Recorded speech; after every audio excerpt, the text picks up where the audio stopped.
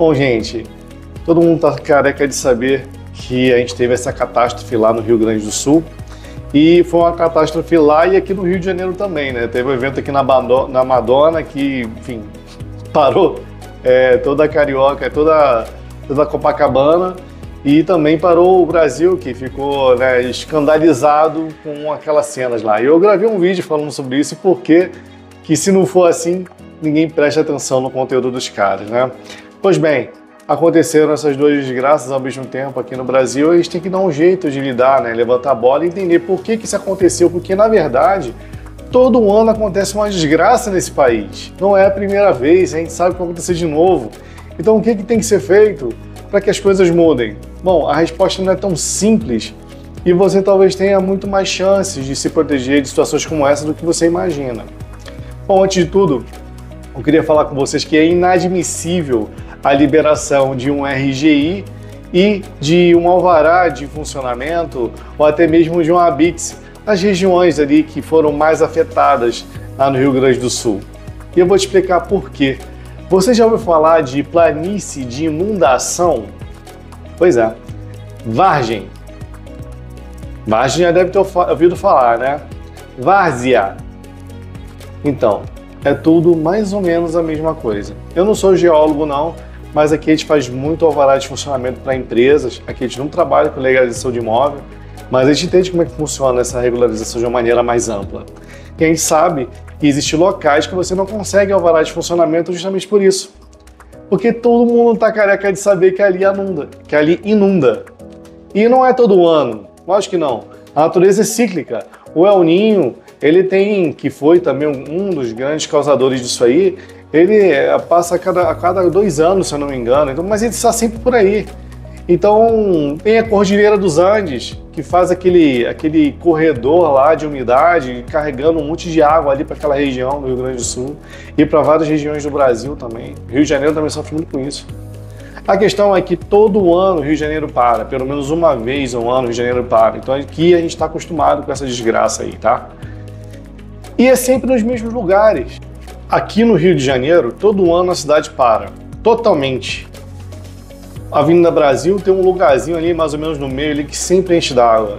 E você pode ver que do lado ali, em paralelo, tem rios gigantescos, tem rios ali dentro, que eles ficam a maior parte do ano totalmente secos, assim. Mas são construções realmente artificiais.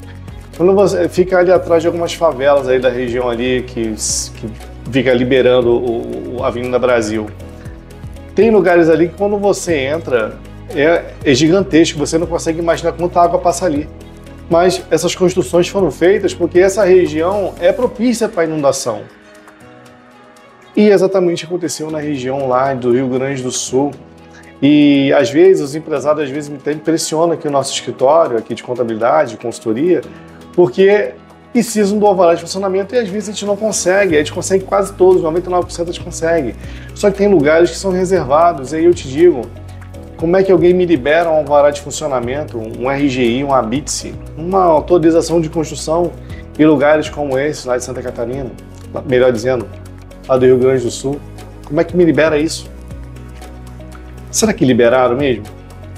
Bom, nas grandes capitais nós temos uma série de construções irregulares, feitas justamente pelos pobres, né? Pelos miseráveis, pessoas que não têm para onde ir, vão lá construindo favelas e por aí vai. Às vezes, os moradores dessas comunidades não são nem tão miseráveis assim. Pois bem, eles se proliferam. Então, a prefeitura e a Câmara dos Deputados da região, ela tem que fazer algumas manobras legais para impedir que esse crescimento continue se alastrando. Então, ele começa a evitar a liberação de alvará de funcionamento de empresas, ou então de alguns negócios específicos, ou até mesmo de residências. Por quê? Não quer que é uma região de risco, uma região que já é, né, propícia para essas catástrofes, então tem que tomar um certo cuidado. Um tempo atrás, aqui no Rio de Janeiro, teve uma catástrofe gigantesca e uma favela inteira desabou. Aonde que a favela estava construída? Em cima de um lixão antigo. Então, assim, a ignorância, ela se alastra de uma forma. E aí o governo não consegue fiscalizar tudo. Ele não consegue, não vai dar conta. Porque o brasileiro tem dentro de si o jeitinho. E esse jeitinho é uma outra força da natureza. Ninguém para um brasileiro motivado. Então, a questão não é que estão tratando a gente como imbecil. Não se trata dos outros. A gente que não está se dando o devido respeito. Se demoramos uma vida inteira para construir um patrimônio, se aproveitamos parte do patrimônio de familiares que já não estão mais entre nós, construindo todo o nosso patrimônio, se nós perdemos isso no meio de uma enchente, de um imóvel que foi mal construído, do imóvel que está mal localizado, que todo mundo sabe que vai alagar, de quem é a responsabilidade? É do governo?